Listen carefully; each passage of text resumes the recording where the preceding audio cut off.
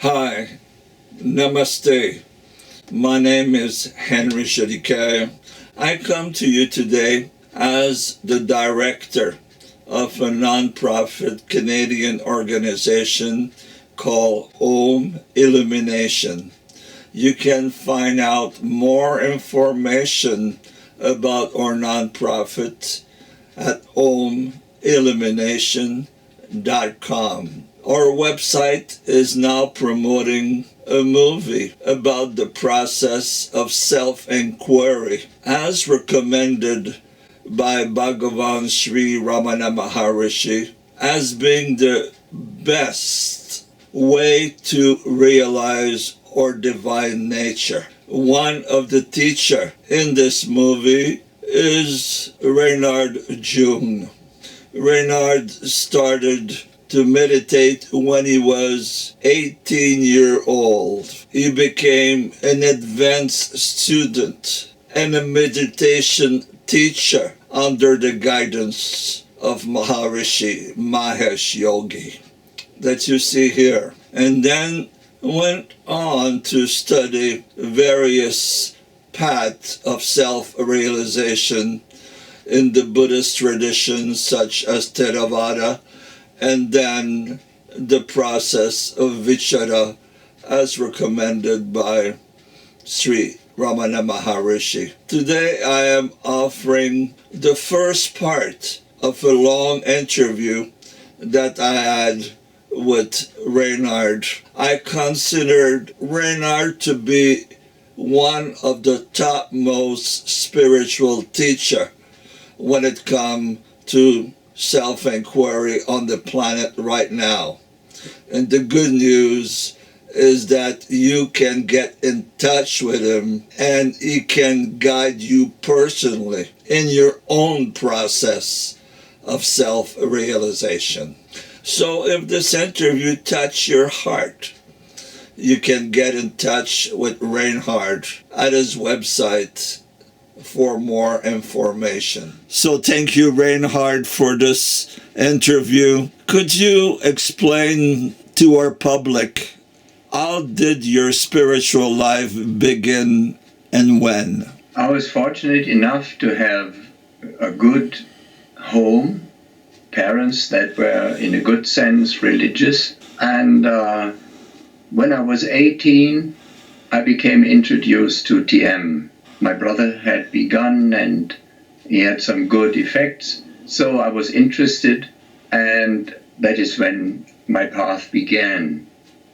This initiation into this beautiful, simple mantra meditation changed the way I was perceiving myself, I was perceiving the world, and slowly my values changed. So that was the beginning. How long did you practice TM meditation seriously? I would say it was about 6 years, if I reckon, and I became a teacher of TM in 74, personally by Maharishi himself in those years, which was beautiful. It was kind of Shaktipat also included. You could feel the energy, and I was very happy. I see it as a blessing in my path. And also I noticed soon that the missionary movement of TM was not really my thing. I was not completely fulfilled with this. And I had contact with Ramana Maharshi through a book, and I always wanted to move into that direction. So that was slowly coming about by asking deep questions. What is the real meaning? What is the common denominator of all spiritual traditions? That was always very interesting for me. And it took quite a while of study and also of meditation itself to be able to get a feel for what is meant by this seemingly simple technique of who am I. It sounds so simple, but it took quite a while from that experience of meditation, which calmed my mind, and I had some beautiful subtle experiences with it.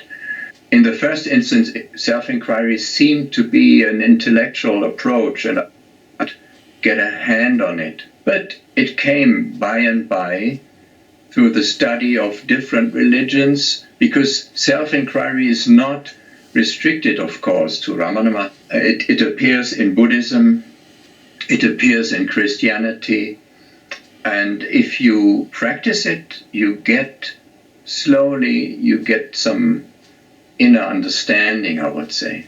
So when did you discover self-inquiry to the point where you wanted to practice self-inquiry?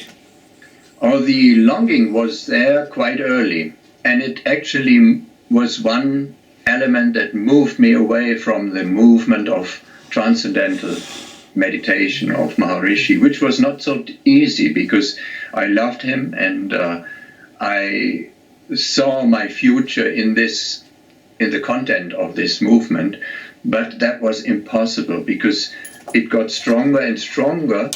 The intuition got stronger and stronger. This is a step ahead, or a next class, I could say, this self-inquiry. It took quite a while, and precisely it was Theravada Buddhism, also other schools of Buddhism, but especially Theravada Buddhism, which trains awareness. That means you learn to watch instead of interfering. What we call ego is a sense of self which life has brought about. It's more or less the controller in us that tries to keep order, but is used by so much concepts it has learned all through life. Mm-hmm. And there's no freedom. It always keeps us separate. And all great traditions and all great masters of all traditions, never mind which time, never mind which place, point out that truth is something whole. The very word Advaita means that which is not split. What does split mean? Split means subject-object. The so-called original sin of Christianity indicates the same. We are separate from God and from life. So that is where the beauty of this direct path becomes very practical. Mm-hmm. I said all thoughts are like branches of a tree, and you can turn within towards the trunk of that tree, and that is the I thought. The I thought is this controller, mm-hmm. and it's not our true self. Mm-hmm. It falls when we fall asleep, and it comes to life next morning, and it's always separate from all experiences. It's always hunting, and it's always limited by its past experience. That's common sense. Everyone can observe this. The beauty is that Ramana and all great sages are in accordance with him, say you can move beyond this personal standpoint and re-enter the so-called paradise. That means the unity with God and with life. This is spoken generally. But the Theravada tradition especially was a great help for my personal dilemma between this deep silence I sometimes experienced with TM and this seemingly intellectual approach of questioning the I thought. So could you give me an example of what an exercise or a meditation look like in Theravada Buddhism? Yeah, there are, in each school of Buddhism, and also each school of Theravada Buddhism, there are many schools. It's not easily put in one concept, but we can use a few concepts to make it practical. What you learn, many of them, for instance, start with the breath. They just observe the breath. Some do label the process of observing So what you train is an attention which can move along with your experience. And this is something valuable.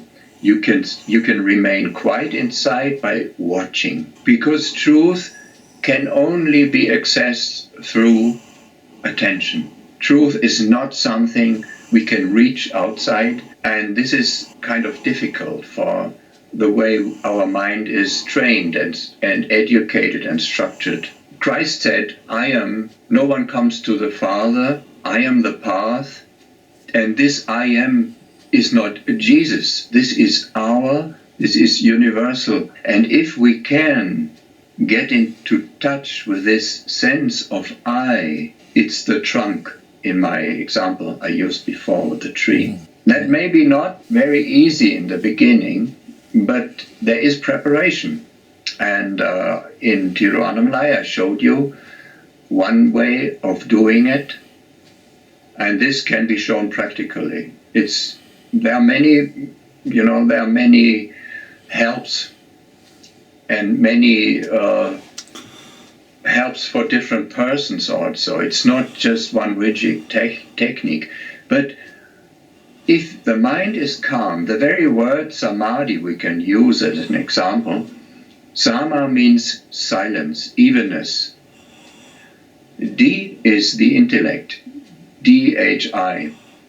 So samadhi means the subtle balance of our attention, which can be trained by observing the breath. Then subtler chittanupassana, this is vipassana, it's quite known. The next level is observing also the mental events, the thoughts, and in that process you move back. Your standpoint becomes refined and more precise. And then you are well prepared to turn around your attention completely to ask who is observing. So this is something very, very beautiful, and it's very simple, yet it's very profound. It needs some preparation in most cases. Even the disciples of Ramana, not all of them were able to practice self-inquiry. Not at all. It's something, it needs maturity. Also Ramana said that. He would not advocate self-inquiry for one and all. His name is much connected with this because it's very beautiful technique, but it needs preparation as far as I have seen. Okay? In Buddhism, they talk about the witness. This is exactly what I meant when I was talking about vipassana. And the next subtle level is chittanupassana. That means observing the chitta. Chitta means the mind. This is you free your most basic attention. And that is the witness, and the witness can dissolve and enter the kingdom of heaven when I use this kind of language. So there comes a certain level when you proceed where you cannot proceed any further, because we can never produce God, we can never produce truth, but we can be available for truth when we are on that level and the outer limit of our ability. That is true surrender. True surrender is not creating nice devotional emotions. It's to give yourself completely into one process that can bring you home. Home means this wholeness, where we actually ever are. It's only because we are identified with our mind, with our history, with our past, with our expectations towards future. We think we are restricted to what we perceive as person. Suppose I can witness my own mind thinking all kinds of things. Now, this witness is not the self, is it not? No. No one comes to the Father except through I am. He didn't say through me, but he said the I am is the passage. And this I am is developed when you learn to observe your breath. You learn to observe without interfering, without reacting. Then you give up the tensions of the controller. And that is bringing out the state of a witness. It's a state, it's still a mental state, it's not the self. But this is so, when it becomes very mature, it's so refined that it can easily be taken in by truth. I would express it, because you go there, it's not a voluntary act, but we can, all our activity that goes outside, that wants to prove itself, that wants to be someone, that is egotistical, moves away from the Father or from this wholeness. So when you train this witness consciousness, is on the borderline, no one comes to me except through this I am. Christ was not top person there. He was describing what is true for each one of us. So a mind that is merely watching, the ego strengthens itself by reacting, fighting, emotionally. So when you begin to watch, you can even now see, if you put your attention on something and rest it there, even if it's a mantra, the mind relaxes and recedes into this witnessing mode very naturally. It's nothing, separate. It's a quality of mind that is quiet, that is malleable, that is full. And this kind of state is easily being taken in by truth. It can sink into the heart, Ramana would say.